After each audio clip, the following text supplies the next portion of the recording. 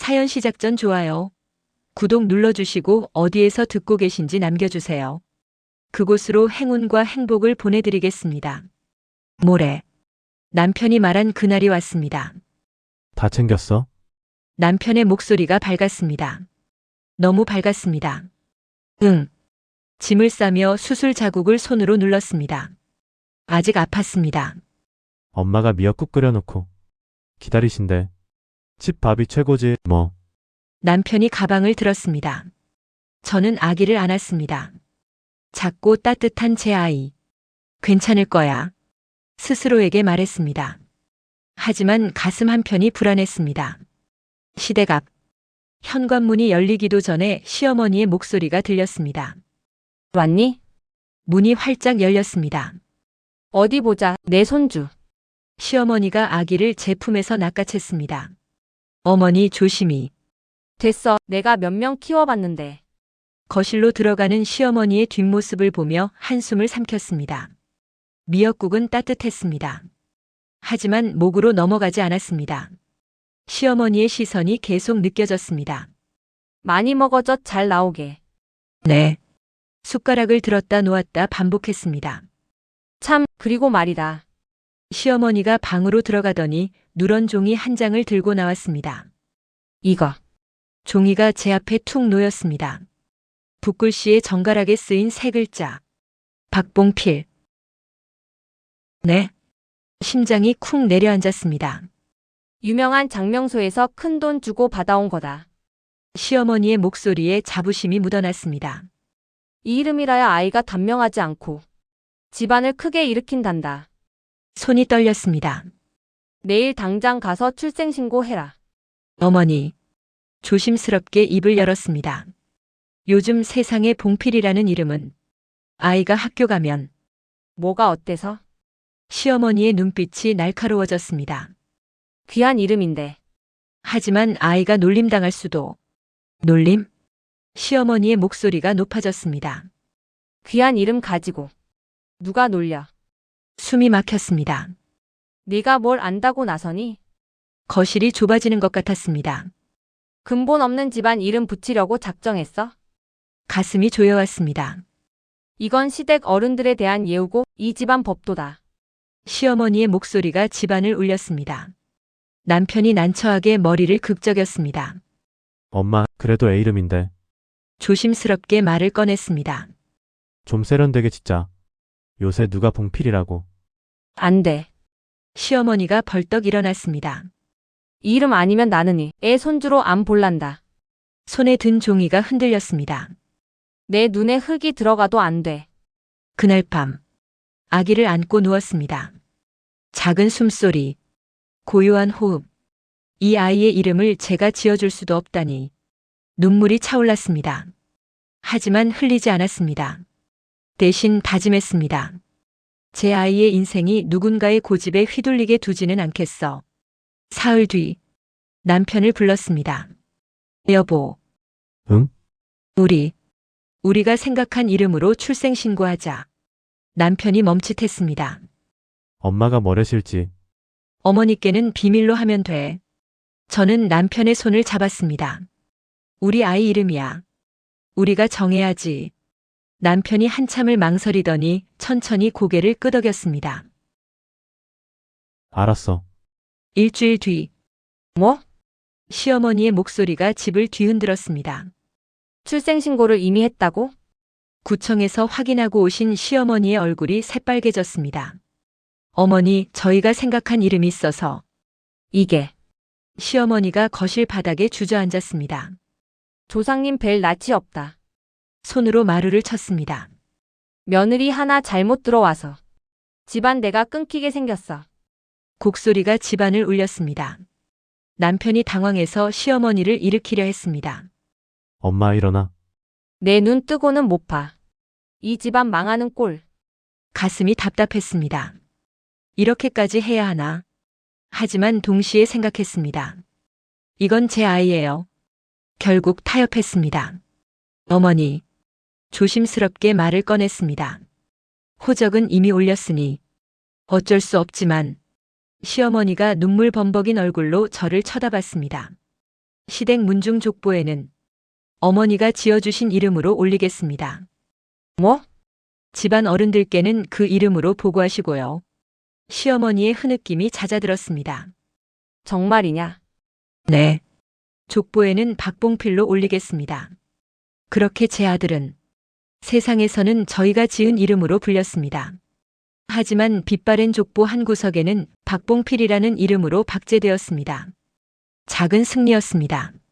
하지만 마음 한편이 무거웠습니다. 이것이 시작일 뿐이라는 걸 저는 알고 있었습니다.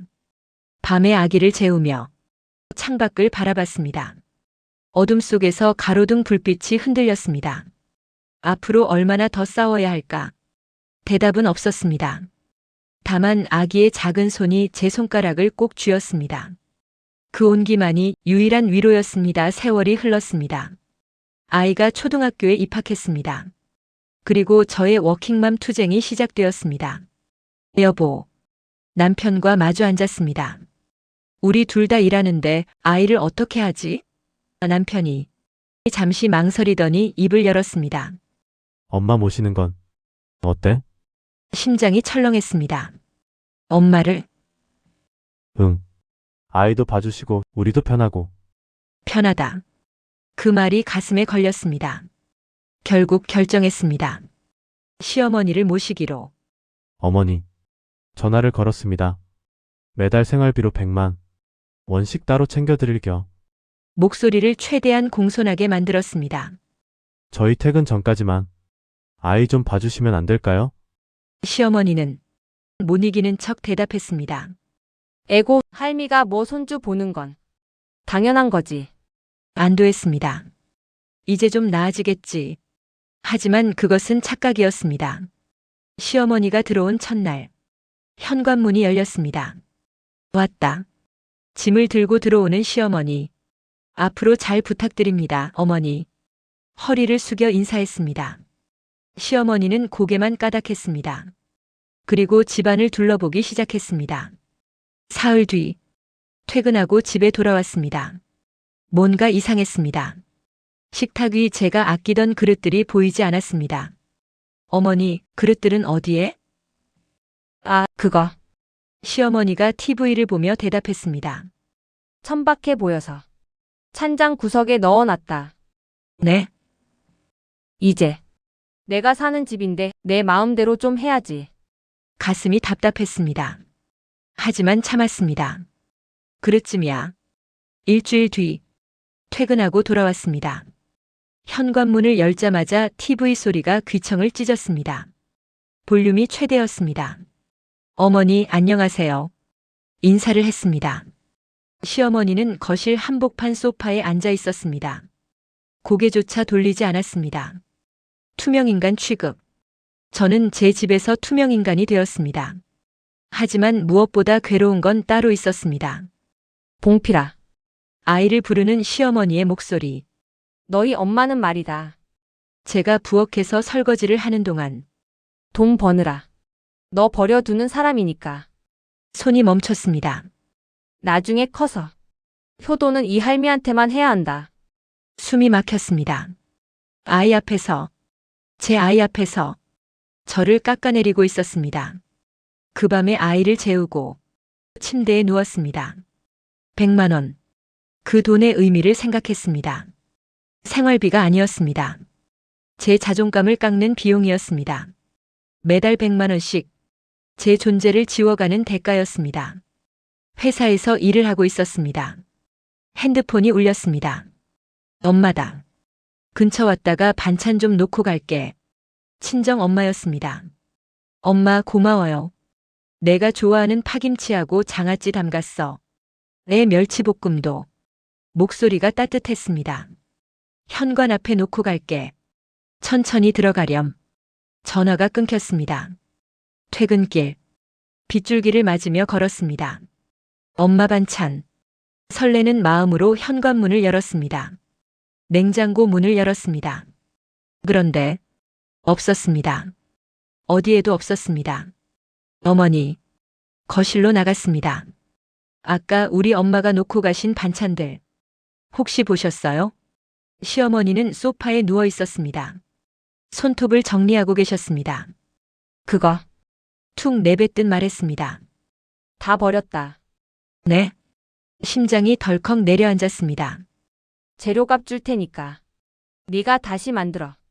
믿을 수 없었습니다. 음식물 쓰레기통으로 달려갔습니다. 뚜껑을 열었습니다. 그곳에 엄마가 정성껏 싼 반찬통들이 뒤엉켜 오물 속에 처박혀 있었습니다. 어머니, 이게 무슨 짓이세요? 제 목소리가 떨렸습니다. 저희 엄마가 며칠을 고생해서 만드신 건데. 시어머니가 일어났습니다. 눈을 부라렸습니다. 뭐가 어쨌다고? 차가운 목소리. 내 집에 누가 허락도 없이 반찬을 갖다 놓아? 그게 예의야. 가슴이 무너졌습니다.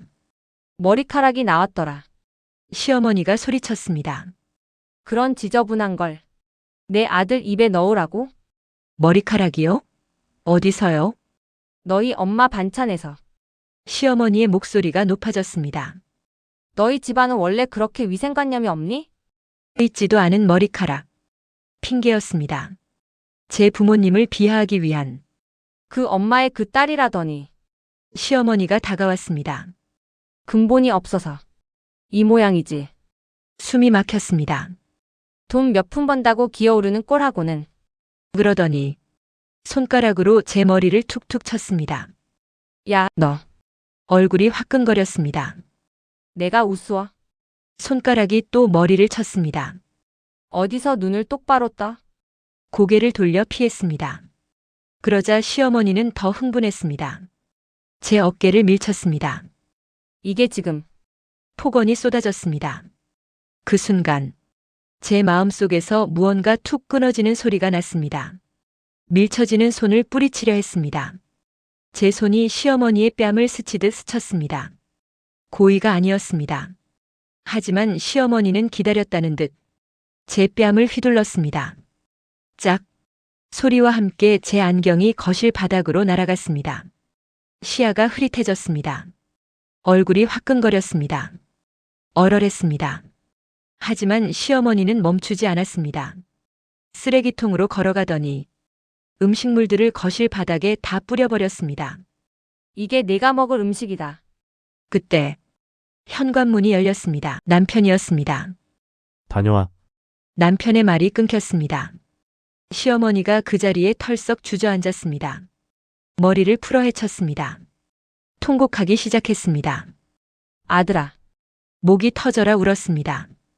전현이 나를 때렸다. 손으로 얼굴을 감쌌습니다. 며느리가 시어미 뺨을 때리고 집안을 이 꼴로 만들었어. 남편의 눈이 뒤집혔습니다. 바닥에 흩어진 음식물. 울고 있는 자기 엄마. 그것만 보였겠지요. 제 부어오른 얼굴은 보이지도 않았나 봅니다. 너 미쳤어? 남편의 포효. 엄마한테 빌어 무조건 빌어. 저는 아무 말도 할 수 없었습니다.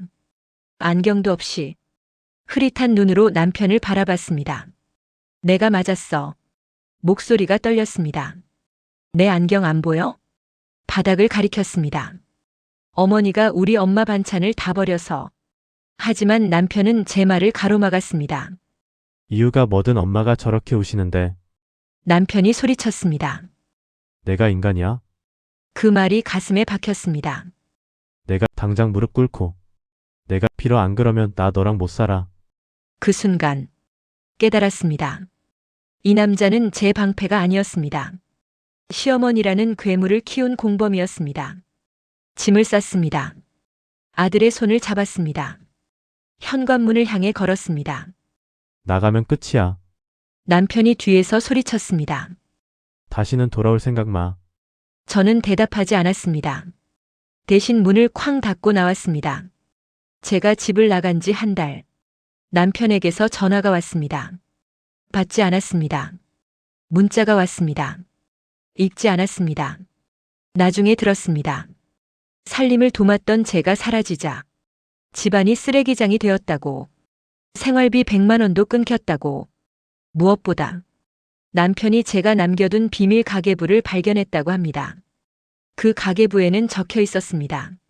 시어머니가 생활비라며 가져간 돈. 그중 상당수를 친척들에게 뿌렸다는 것, 명품 가방을 샀다는 것, 영수증까지 전부. 남편은 뒤늦게 알게 되었습니다. 본인이 효도라고 믿으며 눈 감아왔던 일들이 아내를 얼마나 처참하게 무너뜨렸는지. 아이마저 전화를 받지 않았습니다. 할머니가 엄마 때리는 거 다 봤어. 나 아빠 싫어. 그 한마디에 남편의 유토피아는 완전히 박살났습니다. 1년이 흘렀습니다. 카페 앞 수척해진 남편이 서 있었습니다. 잠깐만 얘기 좀 하자. 저는 안으로 들어갔습니다. 남편이 무릎을 꿇었습니다. 제발 돌아와줘. 목소리가 떨렸습니다. 엄마가 화병으로 누우셨어. 간병할 사람이 없어. 눈물이 흘렀습니다. 예전 정을 생각해서. 제발. 저는 차갑게 웃었습니다. 가방에서 서류를 꺼냈습니다. 이혼 서류예요. 탁 하고 테이블 위에 놓았습니다. 당신 어머니가 그랬죠? 남편의 얼굴이 하얗게 질렸습니다. 자연분만 안 하면 멍청하다고. 한 장 한 장 서류를 넘겼습니다. 그 똑똑한 봉필이 이름 지어주신 어머니인데 펜을 내밀었습니다. 본인이 직접 간병해서 효도해야죠. 아, 그리고 가방에서 파일을 꺼냈습니다. 이건 증거 사진이랑 녹취록이에요. 남편의 손이 떨렸습니다. 위자료랑 재산 분할. 차가운 목소리로 말했습니다. 법대로 제대로 해보자고요. 일어섰습니다. 뒤도 돌아보지 않았습니다. 저는 더 이상 그들의 며느리도 아내도 아니었습니다. 오직 제 아들의 엄마. 그리고 나 자신. 족보에는 봉필이라는 이름이 남았을지 모릅니다. 하지만 제 인생의 페이지에서 그들의 이름은 깨끗이 지워졌습니다.